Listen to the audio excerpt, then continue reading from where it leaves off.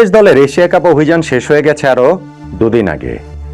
দল দেশে ফেরেনি, এটা আগে থেকে অবশ্য ঠিক করা।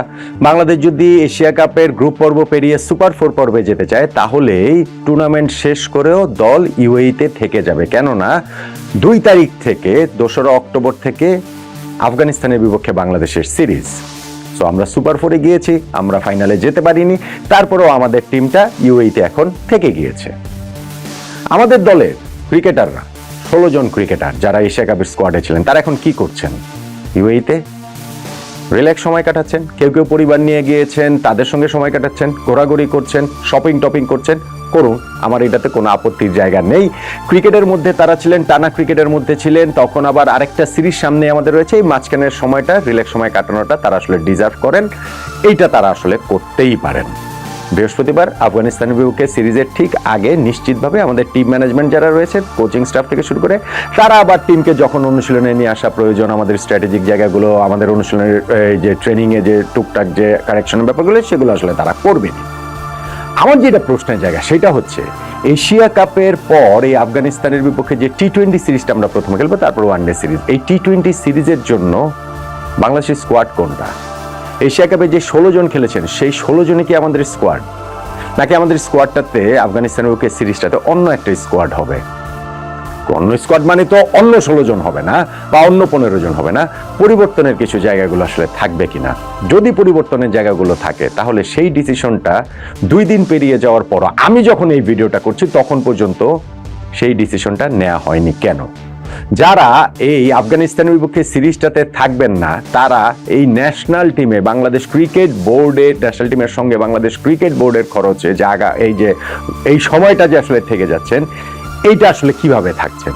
ক্রিকেটারদের দোষ নেই, ক্রিকেটারদের দায় নেই, বাংলাদেশ ক্রিকেট বোর্ড বা তাদের সিলেকশন প্যানেল এই জায়গাটাতে এই ইনডিসিশনের জায়গাটাতে রয়েছে কেন, বা ডিসিশনটা আসলে দিতে পারছে না কেন, কি কারণে? নির্বাচন নিয়ে তারা ব্যস্ত, সেই কারণেই বাংলাদেশ ক্রিকেট বোর্ডের সবকিছু থমকে যাবে শুধুমাত্র এই যে এখন একটা নির্বাচন হচ্ছে সেই জন্য।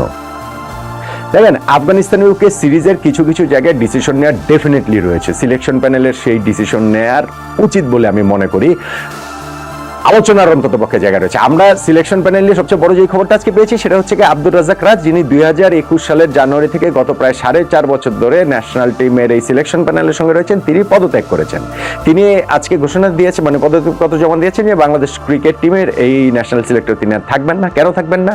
কেননা তিনি ক্রিকেট বোর্ডে যে নির্বাচনটা হচ্ছে সেই নির্বাচনে পরিচালক পদে নির্বাচন করবেন। এইটা রাজ্জাকের নিজের সিদ্ধান্ত, তিনি তো আসলে এখান থেকে সরে যেতেই পারেন।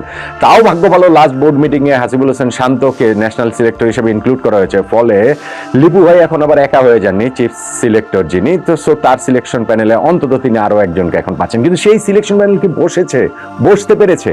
আফগানিস্তানের বিপক্ষে সিরিজে আমাদের দল কি হবে সেটা নিয়ে কি তারা আলোচনা করেছে? আলোচনা যদি করে সেইটার প্রকাশটা আমরা মিডিয়াতে এখন আমরা দেখলাম না কেন? সেই টিমটা আফগানিস্তানের বিপক্ষে কেন ঘোষণা করা হয়নি? এখন আমি বলছি যে আমাদের অনেকগুলো জায়গাতে ডিসিশন নেয়ার জায়গা রয়েছে।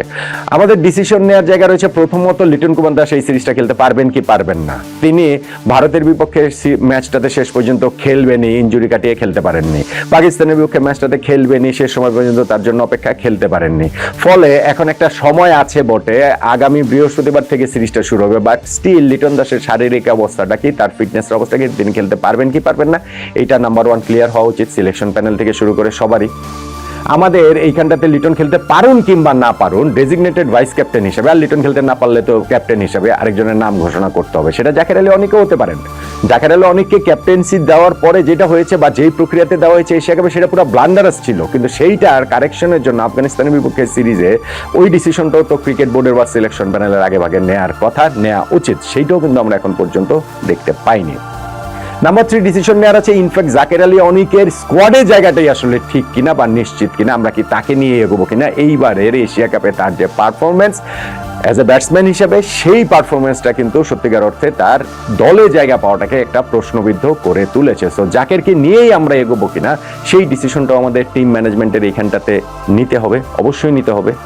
নাম্বার 4, আমরা এইখানটাতে ধরেন আমাদের যে স্কোয়াডটা হয়েছে সেই স্কোয়াডটাতে আমরা কি টপ অর্ডার ব্যাটিং এ সেটা পারভেজ ইমন, তানজিদ তামিম, সাইফ হাসান খুব ভালো করেছেন, ফলে তাকে তো বাদ দেওয়াই যাবে না। সো এইখানটাতে কি আমরা এই 3 ওপেনারকে নিয়ে এগোবো নাকি না ওপেনিং এর এই জায়গাটাতে আমরা অন্য কাউকে আসলে ট্রাই করবো? মানে ইমন আর তানজিদ তামিমকে তো ঘুরিয়ে ফিরে খেলা হয়েছে, সো তাদেরকে দিয়ে কি আফগানিস্তানের বিপক্ষে সিরিজটাও কি সেটা করা হবে নাকি হচ্ছে কি অন্য কোনো ওপেনারকে আমরা এই জায়গাটাতে ইনক্লুড করবো? ডিসিশন নেওয়ার রয়েছে।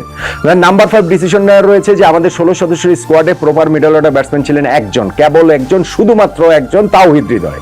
সেই তিনিও যখন লাস্ট ম্যাচে তাকে টপ অর্ডারে খেলানো হয়েছে, সো বাংলাদেশ টিম আসলে অদ্ভুত একটা ব্যাটিং অর্ডার সাজিয়েছিল যেখানে টপ অর্ডার, তারপরে লোয়ার মিডল অর্ডার বলে কোনো কিছু ছিল না। ফলে আমাদের আফগানিস্তানের বিপক্ষে সিরিজ আমি তো মনে করি অবশ্যই মিডল অর্ডার ব্যাটসম্যান অ্যাটলিস্ট আরও একজন proper middle order batsman include করা উচিত। সিলেকশন প্যানেল কি সেই সিদ্ধান্তটা নিবে কি নিবে না, বা সিদ্ধান্ত নেওয়ার রয়েছে কিনা? নাম্বার 6, আমি অনেকগুলো পয়েন্ট বলছি। নাম্বার 6 এর আমাদের এই জায়গাটাতে ডিসিশন নেওয়ার রয়েছে মোহাম্মদ সাইফুদ্দিনকে আমরা ক্যারি করব কি করব না। তিনি একটা ম্যাচে যে বোলিং করেছেন সেইখানে তিনি এত বাজেভাবে এক্সপোজ হয়েছেন লাস্ট ওভারে সেই 4 রান দেওয়া সত্ত্বেও, তো আমরা পেস বোলিং এর এই জায়গাটাতে তাকে নিয়ে ক্যারি করব কি করব না ডিসিশন নেওয়ার রয়েছে, ডেফিনেটলি রয়েছে। নাম্বার 7, আমাদের তাসকিন আহমেদকে আমরা পরপর 2 দিন 2টা ম্যাচ খেলাতে পারিনি, তার হচ্ছে কি ওই যে ইনজুরি ম্যানেজমেন্ট, বডি ম্যানেজমেন্টের কারণে। সো তাকে দিয়ে কি আমরা এই সিরিজ খেলাবো কি খেলাবো না সেই ডিসিশনটাও সিলেকশন প্যানেলের নিতে হবে মাঝখানের এই বিরতি থাকার সত্ত্বেও। সো ধরেন এরকম আরো অনেকগুলো জায়গার কথা তো অবশ্যই বলা যায়, চাইলে তো খুঁটিয়ে আরো অনেক জায়গা বের করা যায়, আমি সেগুলো না করলাম। কিন্তু এই যে আমি 5টা 7টা সিদ্ধান্তের কথা বলছি আফগানিস্তানের বিপক্ষে সিরিজের আগে বাংলাদেশ টিম সিলেকশন প্যানেলের গাজী আশরাফ হোসেন লিপন নেতৃত্বাধীন সেই ডিসিশনগুলো অবশ্যই নেওয়া দরকার, নেওয়া উচিত, নেয়ার ছিল, কিন্তু সেইটা কি আমরা এখনো করতে পেরেছি? আমরা পারিনি। 48 ঘন্টার বেশি হয়ে গেছে, আমরা 48 ঘন্টা মতো 2 দিন হয়ে গেছে আমরা এই এশিয়া কাপ থেকে বিদায় নিয়েছি। হ্যাঁ, আমাদের বৃহস্পতিবার থেকে যখন আফগানিস্তান উইকে সিরিজ, আমাদের হাতে কিছুটা সময় আছে, সেইটা নিয়ে আমার কোনো প্রশ্নের জায়গা নেই। প্রশ্নের যে জায়গা, যদি এই 16 জন নিয়ে আমরা কন্টিনিউ না করি তাহলে এই ডিসিশনটা কেন নেওয়া হচ্ছে না, কেন ন্যাশনাল টিমে যদি আমরা নতুন কাউকে ইনক্লুড করি তাকে কেন দলের সঙ্গে দ্রুততম সময় ইনক্লুড করা হচ্ছে না, এবং যাদেরকে আসলে বাদ দেব তাদেরকে ন্যাশনাল টিমের সঙ্গে এখনো এশিয়া কাপ শেষ হওয়ার পরে 2 দিন পেরিয়ে গেছে তখনও কি কারণে রাখা হচ্ছে? ফলে পুরো জিনিসটার মধ্যে এক ধরনের একটা অপেশাদারিত্বের ব্যাপার রয়েছে, আরো অনেক কিছুতে যেরকম থাকে আমাদের এই সিলেকশন প্রসেসটা, আমাদের এই আফগানিস্তানের বিপক্ষে সিরিজের টিমটার ক্ষেত্রেও আমি আসলে সেই একই জিনিসই দেখতে পাচ্ছি। বাংলাদেশ ক্রিকেট বোর্ড সম্ভবত এবং বোর্ডের সিলেকশন প্যানেলও এটার মধ্যে ইনভলভ, ধরেন এটা তো আপনি এটা দিয়ে বুঝতে পারছেন যে আব্দুর রাজ্জাক রাজ সিলেকশন প্যানেল থেকে তিনি হচ্ছে গিয়ে এখন ইলেকশনের ওই জায়গাটাতে চলে গিয়েছেন। ফলে সেই সিলেকশন প্যানেলও সম্ভবত ওই নির্বাচন নিয়ে এত তারা ব্যস্ত যে আফগানিস্তানের বিপক্ষে সিরিজের জন্য যে দল ঘোষণা করতে হবে সেটা সম্ভবত তারা ভুলেই গেছে।